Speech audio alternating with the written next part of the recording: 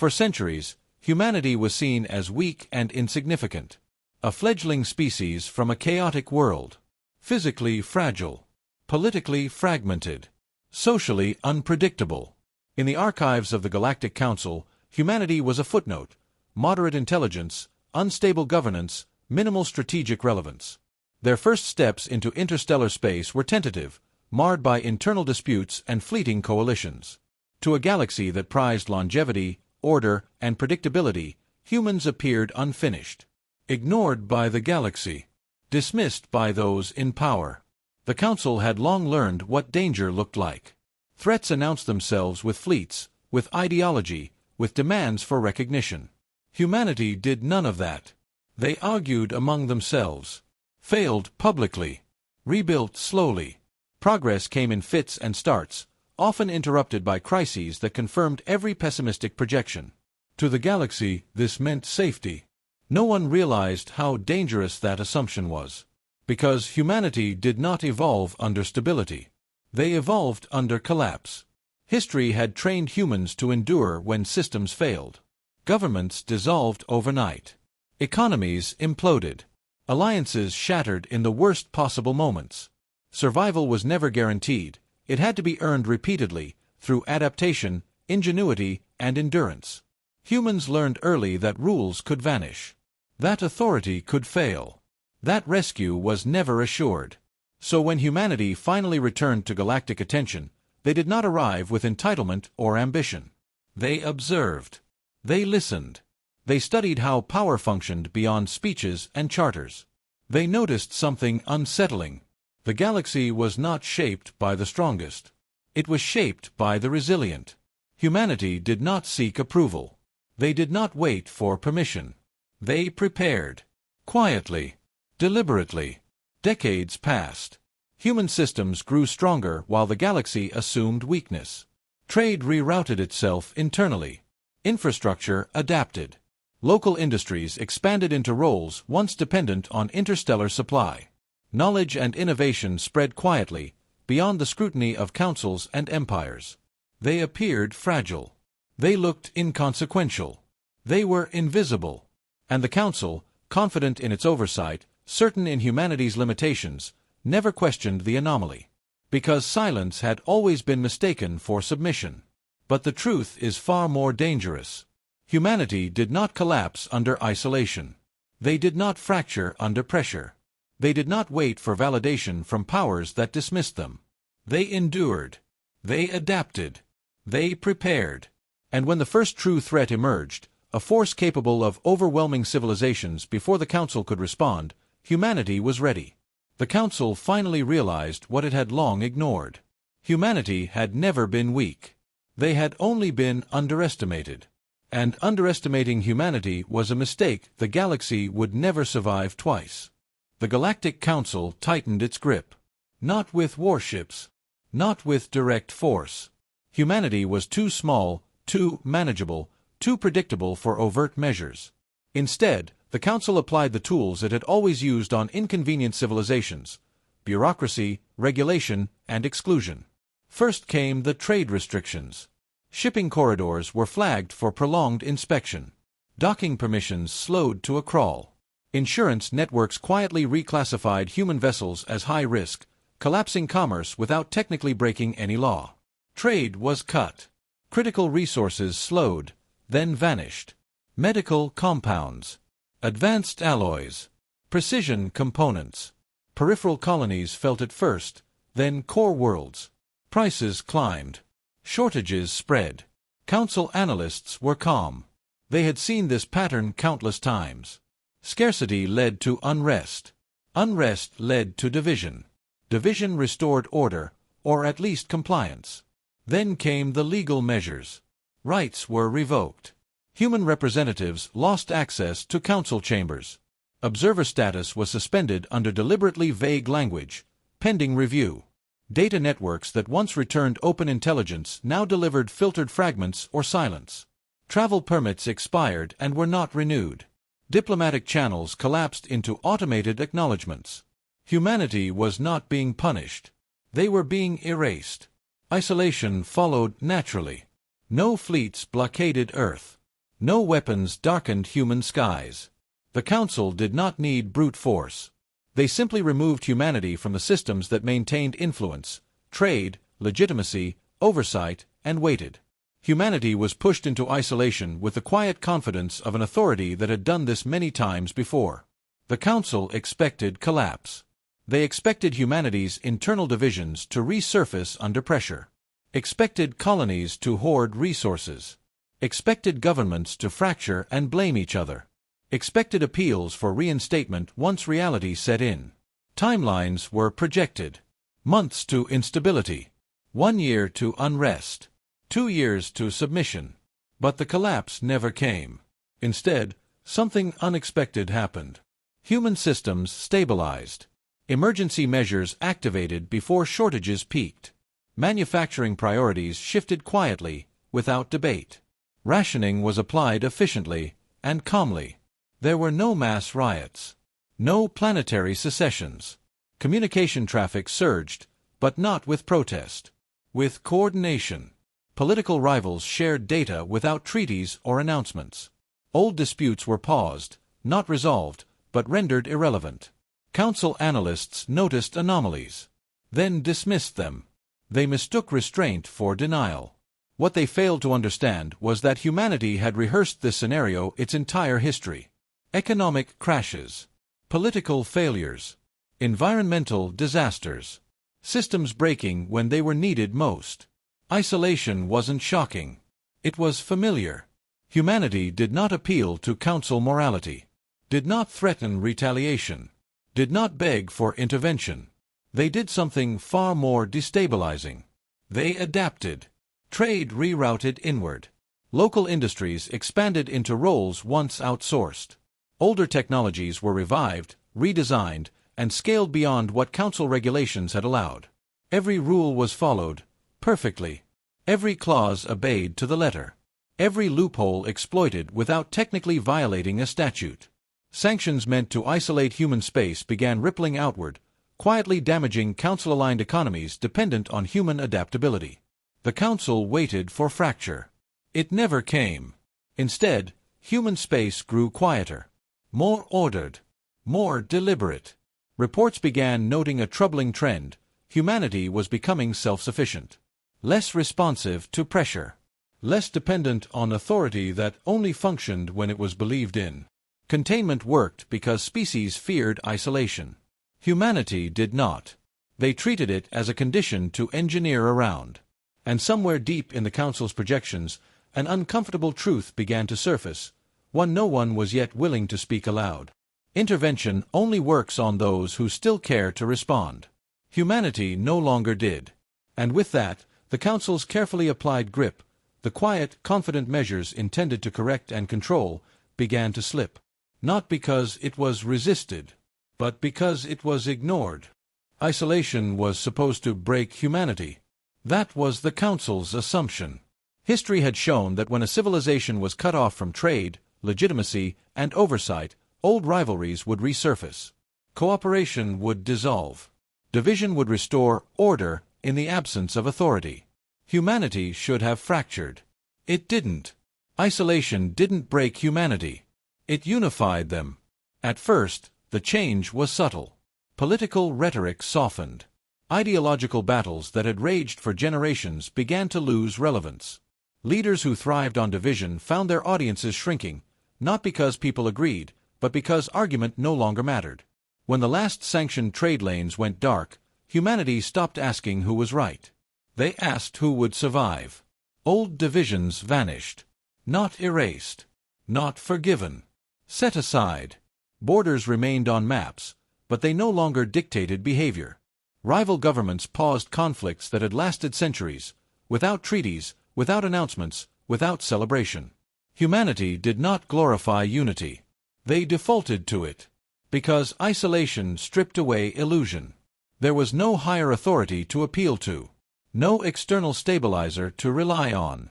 No council fleet arriving to enforce order if systems failed. Humanity was alone.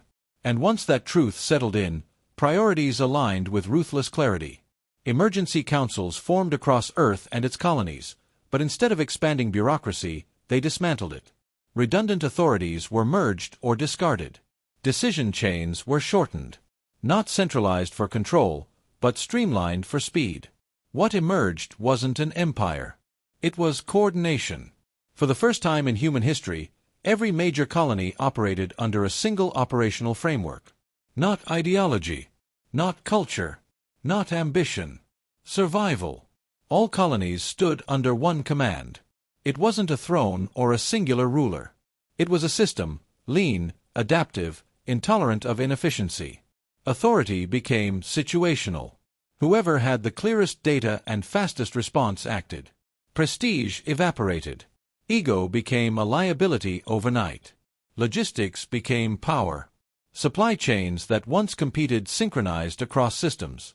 Manufacturing priorities aligned without negotiation. Research institutions opened archives sealed for generations, sharing breakthroughs once guarded by profit, secrecy, or pride. Humanity stopped optimizing against itself. They optimized for endurance. Military forces changed, not in size, but in purpose. Fleets once designed to deter rivals were restructured to protect infrastructure, evacuation corridors, and population centers. Training doctrine abandoned decisive victories in favor of prolonged survival under catastrophic conditions. Humanity stopped planning for wars they hoped to win. They planned for disasters they intended to outlast. Civilians were folded into preparedness without ceremony. Engineers trained for emergency repair. Medics drilled for mass casualty scenarios. Colonists learned redundancy protocols as naturally as daily routines. Every person became part of the system, not as a soldier, but as a stabilizing component. Humanity did not militarize its population. It prepared it. Then came the silence. No protests. No defiant broadcasts. No pleas sent into the void. Communication traffic decreased, not because activity stopped, but because coordination became efficient. Unity did not make humanity louder. It made them precise. Focused. Unsettlingly calm. Council analysts misread the data. Silence had always meant submission before. They believed humanity had accepted isolation. That exclusion had taught them humility.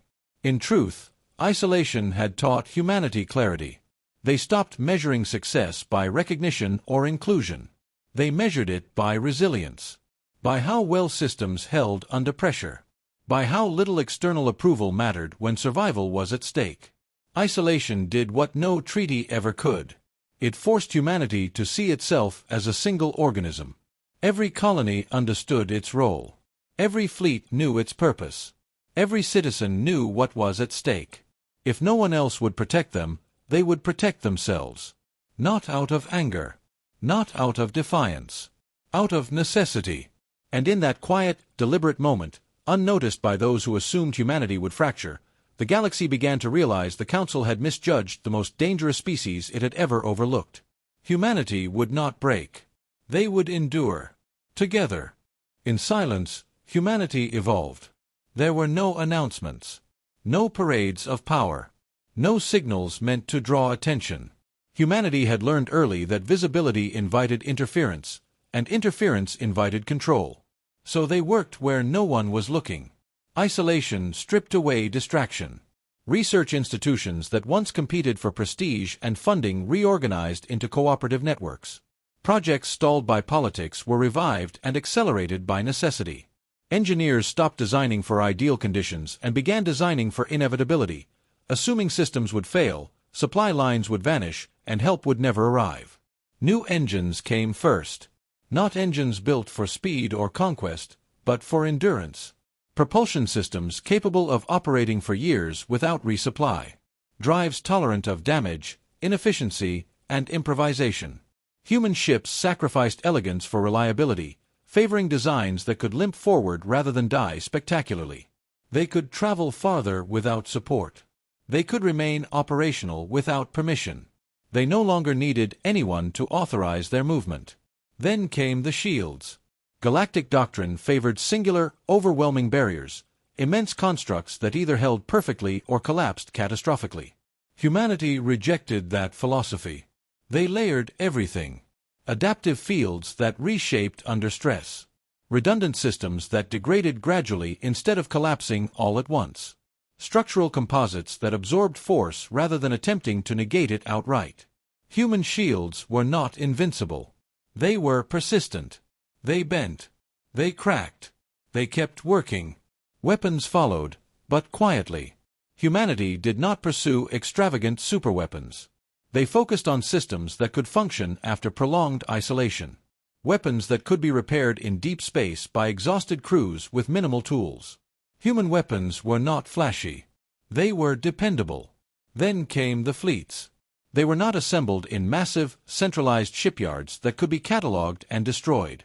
Production was distributed across dozens of systems. Hull sections fabricated in civilian industries. Components built to common standards. Modular, interchangeable, resilient. No single ship mattered. No single loss could cripple the whole. Fleets were built not for conquest, but survival. Naval doctrine evolved alongside them. Ships were designed to operate independently, cut off from command, guided by shared principles rather than constant orders. Crews were cross-trained relentlessly. Every officer understood logistics. Every technician understood emergency repair. Human fleets assumed chaos as the baseline. Loss of communication. Overwhelming odds. Extended isolation. They trained until those conditions felt routine. The galaxy noticed nothing. Council sensors detected no alarming mobilization. No aggressive maneuvers. No treaty violations. Human space appeared quiet, constrained, irrelevant. Exactly as intended. While the galaxy looked away, humanity prepared. Not for vengeance. For inevitability. Human simulations grew darker. Scenarios assumed hostile powers, collapsing alliances, and enemies immune to diplomacy. Victory was redefined. Not defeat the enemy. Ensure continuation. If a colony survived, the mission succeeded. If a fleet endured catastrophic loss and still functioned, the mission succeeded. If humanity remained, everything else was secondary. Command structures flattened. Authority became situational. Any unit could assume control. Any plan could be abandoned instantly if reality demanded it. Humanity stopped fearing failure. They learned to absorb it. The Council, reviewing outdated reports, concluded humanity had stagnated. That isolation had capped growth. That intervention had succeeded. They were wrong.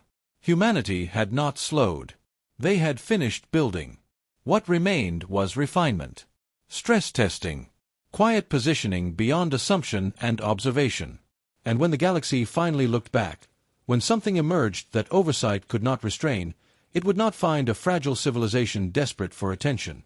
It would find a species that had spent years preparing for the universe to act without mercy. Because while the Council assumed weakness, humanity had been preparing for survival. The first warning came as absence. A frontier system missed its routine report. No distress signal. No debris. No collision in space. Analysts logged it as a relay malfunction and moved on. Systems failed all the time. Intervention would wait until there was proof. Then a second system went dark. Then a third. By the time refugees arrived, damaged, overcrowded, carrying fragmented sensor data, the pattern was undeniable. The name on every trembling lips, every corrupted recording, was the same. The Dominion. They did not announce themselves. They did not negotiate. They arrived. The Dominion was not a coalition, not a crusade. It was an empire optimized for expansion. Every doctrine refined for speed, efficiency, and permanence. Their fleets moved like machines, overwhelming defenses before panic could even organize. Worlds fell. Orbital platforms neutralized in minutes. Planetary shields collapsed under methodical pressure. Defense fleets dismantled sequentially, not in heroic last stands, but in clean, precise operations that left no room for improvisation. Infrastructure was seized intact. The Dominion did not seek destruction. They sought ownership. Species were enslaved. Not exterminated. Catalogued. Administrators retained under supervision. Labor forces reassigned. Entire cultures reduced to productivity metrics and compliance thresholds. Resistance was not punished publicly. It was removed. Quietly. Efficiently. Permanently. Fear spread faster than the invasion itself. Council-aligned task forces were deployed, veteran fleets armed with technologies that had enforced balance for millennia. They engaged the Dominion and vanished. Not in explosions, but in silence. Signals cut mid-transmission. Formations dissolved without explanation. The Dominion adapted instantly. And still, the Council argued. Emergency assemblies convened and collapsed under procedural paralysis. Voting blocks debated jurisdiction, proportional response, and thresholds while live feeds displayed cities burning. Committees argued over who had authority while systems collapsed in real time. Some delegates called for negotiation. Others demanded sanctions. A few argued for sacrifice, ceding outer systems to save the inner core. Time was something the Dominion did not allow. As invasion fronts advanced, Council authority fractured. Member species recalled fleets to defend their own worlds. Mutual defense treaties were reinterpreted, delayed, or quietly ignored. Trade collapsed as fear outran cooperation. The Council could recommend. It could debate. It could not act. Within cycles, the unthinkable became undeniable. The oldest authority in the galaxy was losing control of the one crisis it could not regulate. That was when the chamber fell silent. Someone spoke the name no one wanted to hear. Humanity. Objections erupted. Humanity had been isolated, sanctioned, excluded. Their fleets were undocumented. Their technology unverified. Their civilization, by Council projections, should have fractured under isolation years ago. But others remembered. Humanity had gone quiet long before the Dominion appeared. No collapse. No refugee waves. No desperate pleas for reinstatement. Just absence, orderly, deliberate absence. Reluctantly, the Council authorized contact. The message was precise, polite, urgent without desperation. It spoke of shared survival, collective defense, and the need to restore balance against a threat that had proven uncontrollable. It did not mention sanctions. It did not include apologies. Humanity received it. They did not respond immediately. While Council worlds burned, humanity analyzed. Dominion fleet movements. Tactical doctrine. Logistics throughput. Behavioral patterns. They compared the invasion against internal simulations, some of which mirrored reality with alarming accuracy. The Council expected panic. They received silence. Hours passed. Then days. Another system fell, close enough to the Council core that evacuation alerts echoed through the chamber itself. Delegates who had argued procedural nuance moments earlier now pleaded for assistance. When humanity finally replied, the response was calm, measured, almost unsettling in its restraint. They acknowledged the Dominion threat. They confirmed Council defenses would fail. They stated, plainly, that humanity possessed the capability to engage. There was no promise of rescue, only assessment. The Council protested, invoked shared destiny, demanded urgency, reminded humanity of the stakes. Humanity did not hurry, because the truth had become unavoidable. The Council had built a system where intervention was control, and control required compliance. The Dominion ignored compliance entirely. It did not fear authority. It did not respond to sanctions. It did not pause for debate.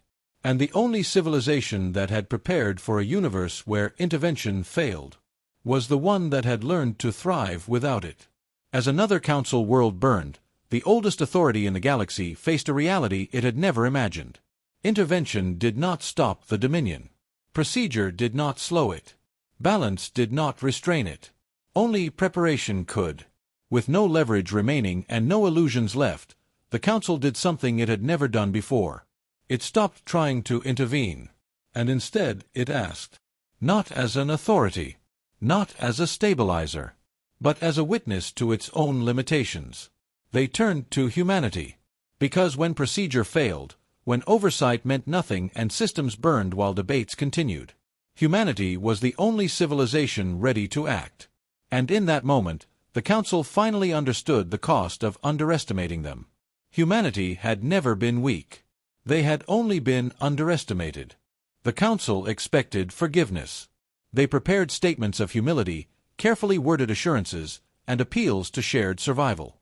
They assumed that, like every other species before, humanity would bend under the weight of expectation, under the authority of centuries-old procedure. They were wrong. Humanity responded calmly. Not with anger. Not with defiance. Not with argument. A single sentence crossed every channel. We will decide when to act. No conditions. No explanations. No request for permission. Just resolve. The chamber erupted. Delegates shouted about responsibility, morality, and collective survival. Some accused humanity of arrogance. Others of cruelty. A few attempted to invoke charters and sanctions, ancient powers that had once guaranteed obedience. Humanity did not respond. They didn't need to, because authority ceases to exist the moment it is ignored. Within hours, deep space observatories began detecting subtle anomalies. Not weapons fire. Not fleet movements. Something quieter, almost imperceptible. Gravitational sensors recorded rhythmic distortions too precise to be natural. Navigation beacons recalibrated themselves without instruction. Light bent along impossible vectors, as if space itself were adjusting to a presence beyond comprehension. Council engineers attributed it to calibration errors. They were wrong. Independent traders reported enormous shapes appearing briefly beyond sensor resolution, too large to classify, too controlled to dismiss. Not fleets assembling, but structures aligning. Patterns forming across regions too vast to be coincidence. Humanity was not rushing to war. They were preparing. A final, unencrypted transmission arrived. Any engagement with the Dominion would occur on human terms. Timing, location, and scope would be determined by human command. Council authorization was unnecessary. Oversight would not be accepted. This was not a threat. It was a boundary. For the first time in its history, the Council confronted a truth it could not regulate. Humanity did not need permission, did not fear reprisal, did not confuse urgency with obligation. And then, on the edges of Dominion-controlled space, a tremor ran through the void. The Dominion slowed. Not halted. Not repelled. Just slowed, enough for commanders to notice inconsistencies in predictive models that had never failed. Enough to feel resistance before it appeared. Somewhere beyond the reach of Council authority, something vast had aligned. Space itself began to tremble. Humanity had not yet acted. But the galaxy already understood what the Council had just realized. Forgiveness is offered by those who seek approval. Permission is requested by those who still believe in authority. Humanity was neither. And when they finally chose to act, it would not be because the Council asked. It would be because humanity decided it was time. The Dominion never realized the war had begun. There was no surge in subspace. No spike in energy signatures. No cascade of alerts screaming across their sensors.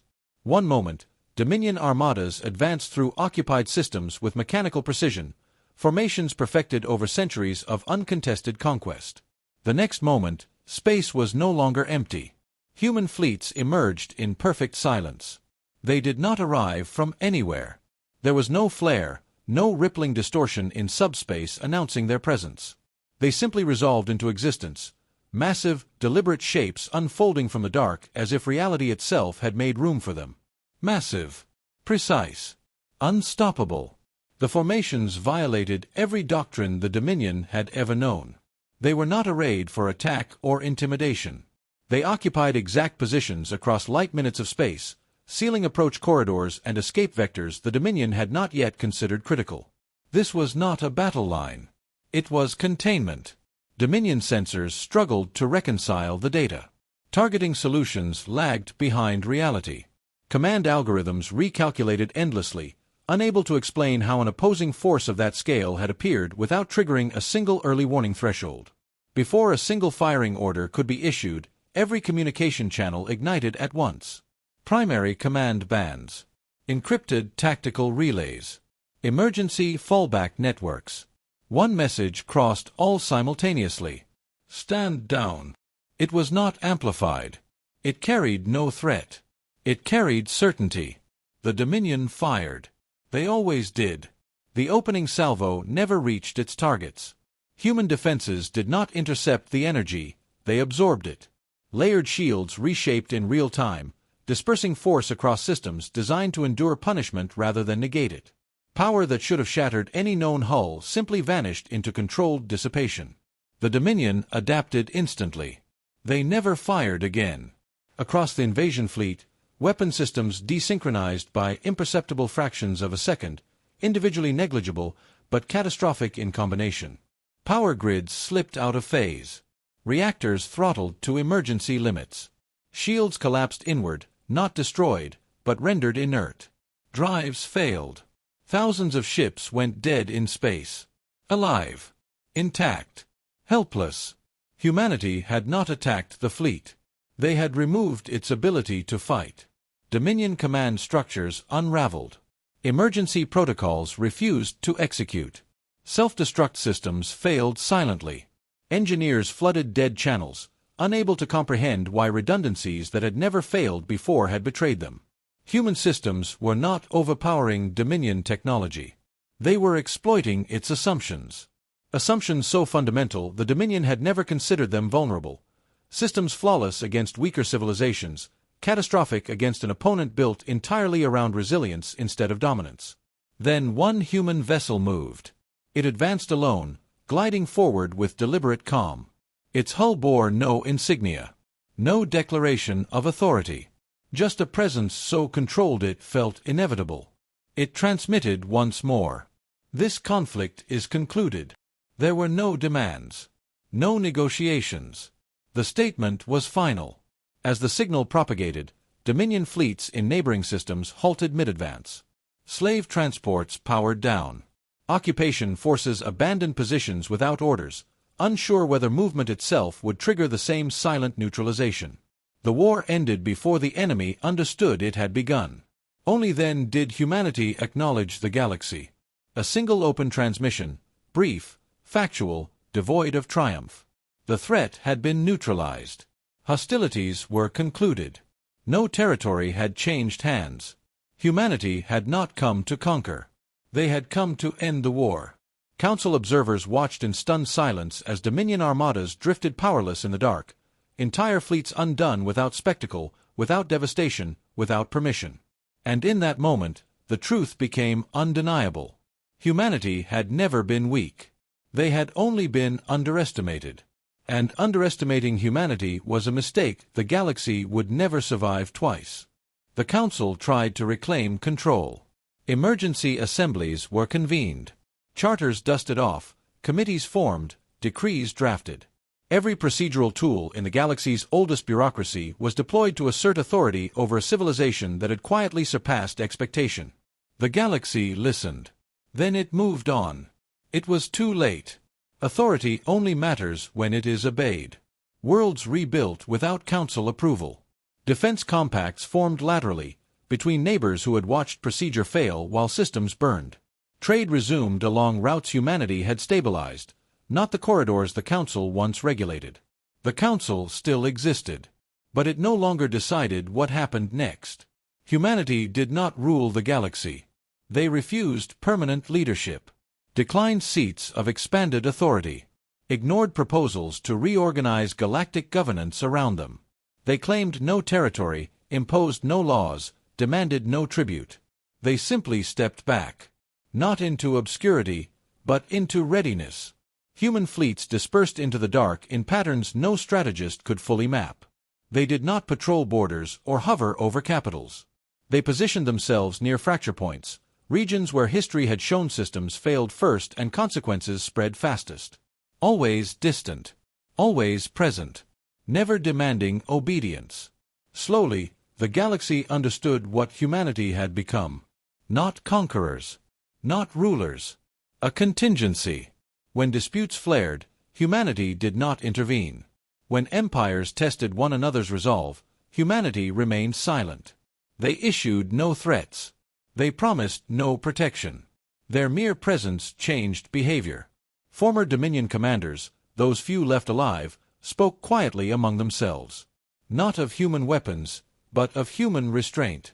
Of fleets that could have erased them, and chose instead to end the war cleanly, decisively, and without spectacle.